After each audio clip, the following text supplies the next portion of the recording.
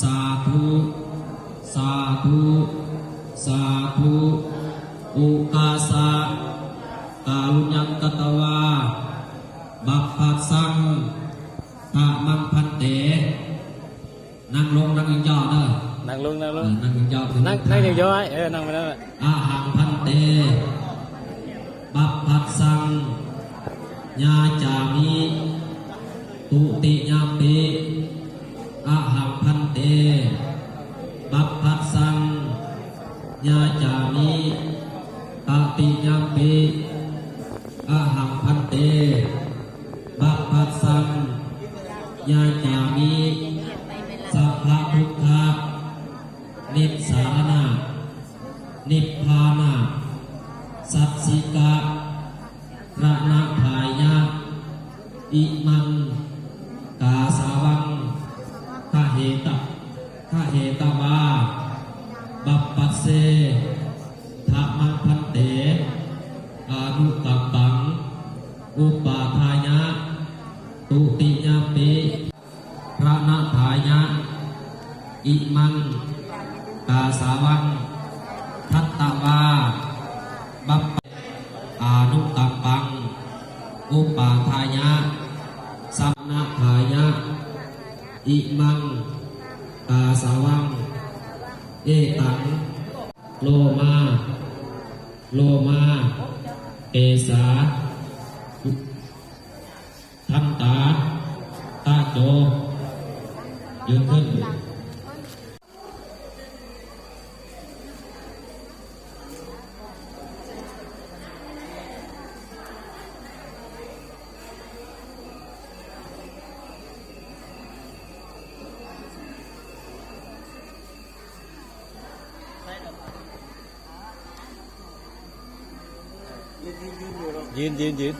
ยืนครึ่งไว้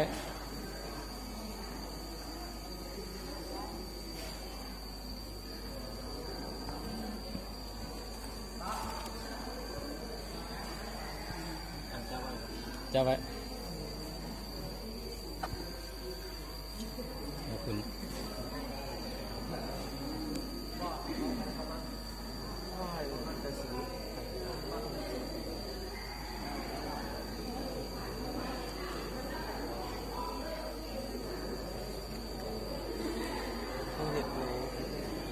รุดไว้เนี่ยรุดแค่อันนี้โอ้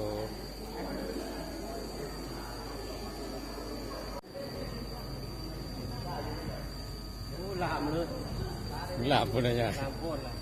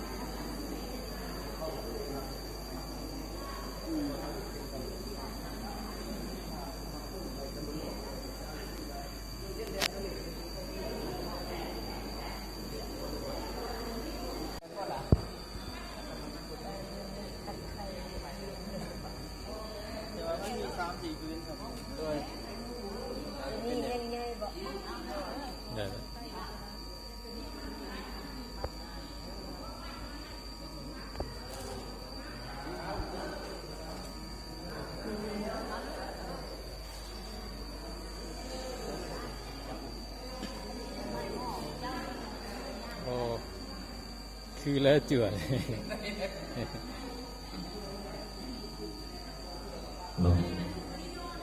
แจ้งเด้อศรัทธาเอาเนาะศรัทธานว่าเขาเนาะแจ้งทางครูบาอาจารย์ประชาสัมพันธ์เรื่องการเดินวินติบาตเมื่ออื่นสายไปนึงจากหัวห้าง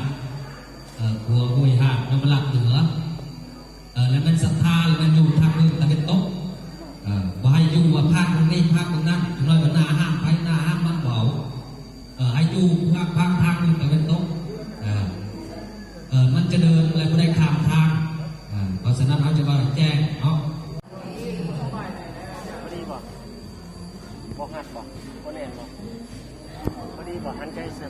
เอาพอดีได้เอาอัน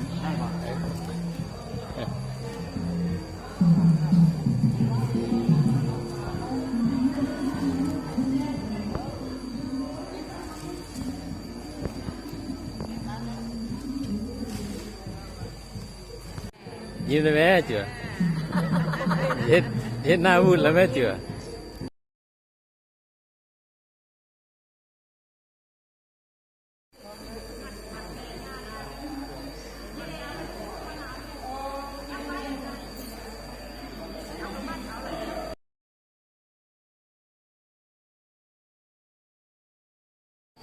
ตุติยมปิตติยมปิอาหังพันเตสารณสิลังญาจามินะโมตัสสะภะคะวะโตอะระหะโตสัมมาสัมพุทธัสสะนะโมตัสสะภะคะวะนั่งพักเพียบนั่งเพียบนั่งกัสสามิธัมมังสารนังกัสสามิสังฆังสารนังกัสสามิตุติยมปิธัมมังสารนังกัสสามิตุติยมปิสังฆังวัตตเมปริสุทธังสัมมา เก่งเหรอ ทิยามิอิติตังปฏิพังเด้ออันจัวบวชไม้เอาเนาะการไหว้ผ้าให้ไหว้เป็นระเบียบเดี๋ยวเราจะยกผ้ากัน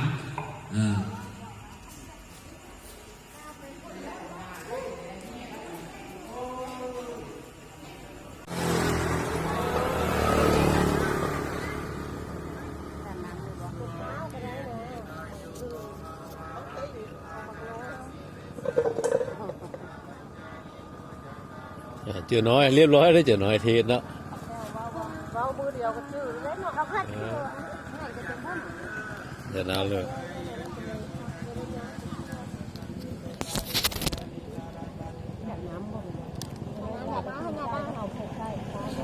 เออ อยากเลยห้าตัวอยากเอาอยากเลยเด้อ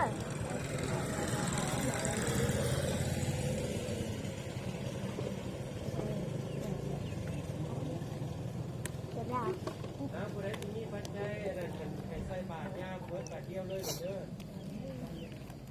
อันนั้นท่านจะใส่ซองมาเป็นเม็ดว่าการใส่บาตรว่าไปเราใส่ได้แล้ว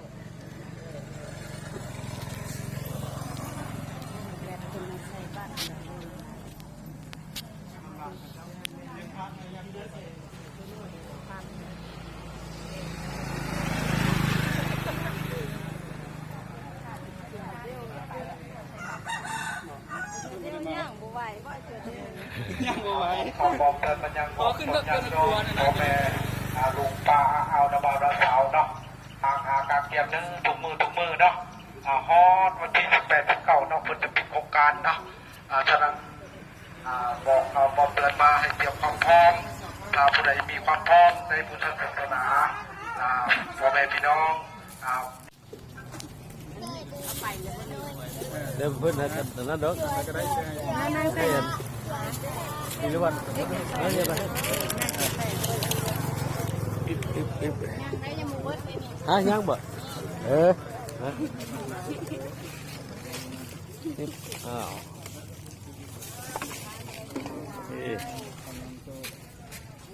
ใส่หลุดเลยนี่เนาะ